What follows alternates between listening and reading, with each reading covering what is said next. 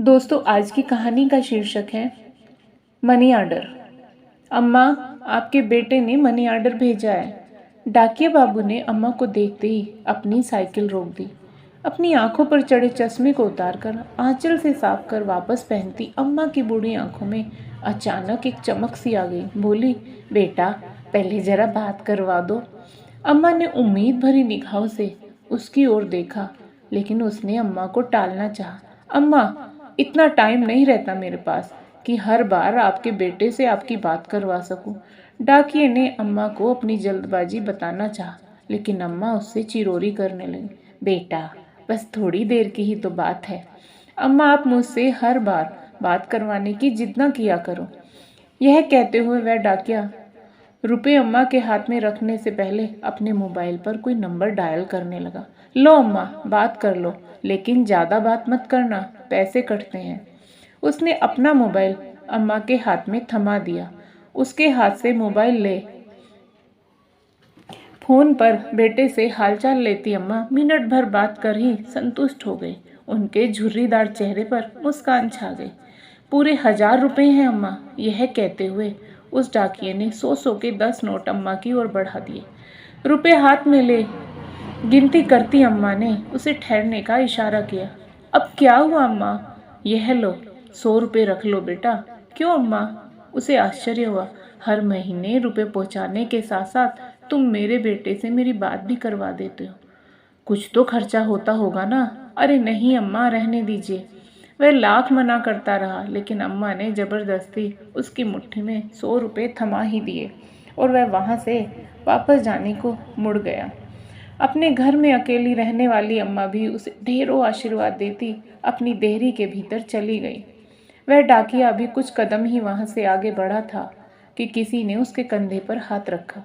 उसने पीछे मुड़कर देखा तो उस कस्बे में उसके जान पहचान का एक चेहरा सामने खड़ा था। मोबाइल फोन की दुकान चलाने वाले राम प्रवेश को सामने पाकर वह हैरान हुआ। भाई साहब, आप यहाँ कैसे? आप तो अभी अपनी दुकान पर होते हैं ना? मैं यहाँ किसी से मिलने आया था, लेकिन मुझे आपसे कुछ पूछना है। राम प्रवेश की निगाहें उस डाकिये के चेहरे पर टिक गई। जी पूछिए भाई साहब। भाई, आप हर महीने ऐसा क्यों करते हैं? मैंने क्या किया है भाई साहब? राम प्रवेश के सवालिया निगाहों का सामना करता वह डाकिया तनिक घबरा गया। हर महीने आप इस अम्मा को भी अपनी जेब से रुपए देते हैं और मुझे फोन पर इनसे इनका बेटा बनकर बात करने के लिए भी रुपये देते हैं। ऐसा क्यों? राम प्रवेश का सवाल सुनकर डाकिया थोड़ी देर के लिए सकपका गया, मानो अचानक उसका कोई बहुत बड़ा झूठ पकड़ा गया हो। लेकिन अगले ही पल उसने सफाई दी। मैं रुपये इन्हें नहीं, अपनी अम्मा को देता हूँ। मैं समझा नहीं। उस डाकिये की बात सुनकर राम प्रवेश हैरान हुआ, लेकिन डाकिया आगे बताने लगा। इनका बेटा कहीं बाहर कमाने गया था और हर महीने अपनी अम्मा के लिए 1000 रुपये का मनी ऑर्डर भेजता था। लेकिन एक दिन मनी ऑर्डर की जगह इनके बेटे के एक दोस्त की चिट्ठी अम्मा के नाम आई थी।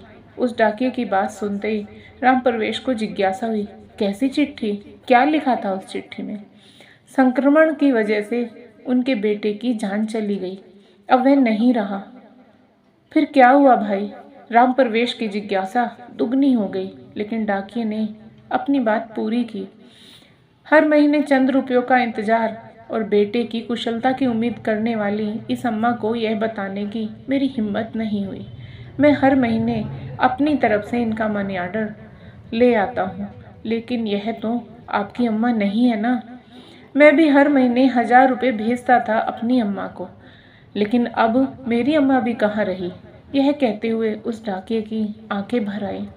हर महीने उससे रुपए ले अम्मा से उनका बेटा बनकर बात करने वाला राम प्रवेश उस डाकिया का एक अजनबी अम्मा के प्रति आत्मिक स्नेह देख निःशब्द रह गया। दोस्तों, बहुत कम होते हैं ऐसे लोग जो किसी की भावनाओं को समझते हैं, किसी की भावनाओं की कद्र करते हैं। दोस्तों, आपको ये कहानी कैसी लगी?